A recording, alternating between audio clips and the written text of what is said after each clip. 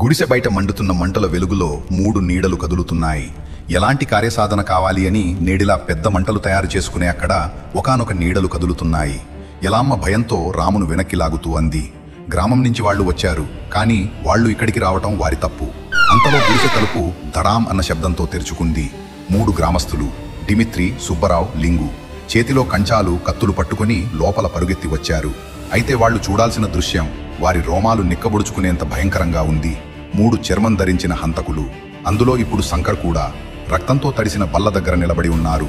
Dmitry కత్తిని పైకెత్తి అరిచాడు, రామును వదిలేయండి ఇప్పుడే. కాని ఎవరూ కదలలేదు.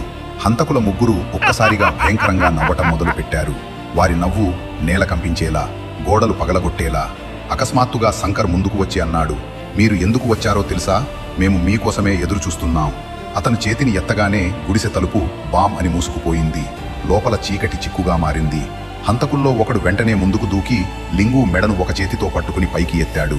లింగు కాళ్లు గాలిలో తలబడుతూ కేకలు వేసేలోపే ఆ హంతకుడు అతన్ని గోడకు బామ్ అని విసిరేశాడు.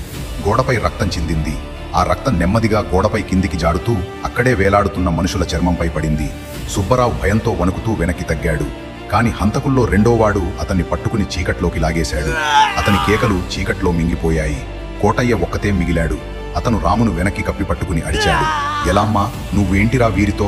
ఎలామ్మ ముఖం పూర్తిగా కలియడంతో కన్నీరు కారుతుండగా మాత్రమే చెప్పగలిగింది, నేను కాదురా, వీళ్లకి నాయకుడు ఇంకొకడున్నాడు. అతనే ఇవన్నీ ప్రారంభించాడు. అప్పుడు గుడిసె పైకప్పు మీద నుంచి ఒక భారమైన నీడ నెమ్మదిగా కిందకి దిగి వచ్చింది.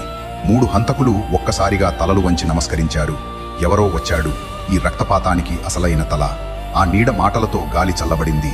ఇంకా 6 కావాలి. ఇక్కడే ముగుస్తుంది గ్రామం.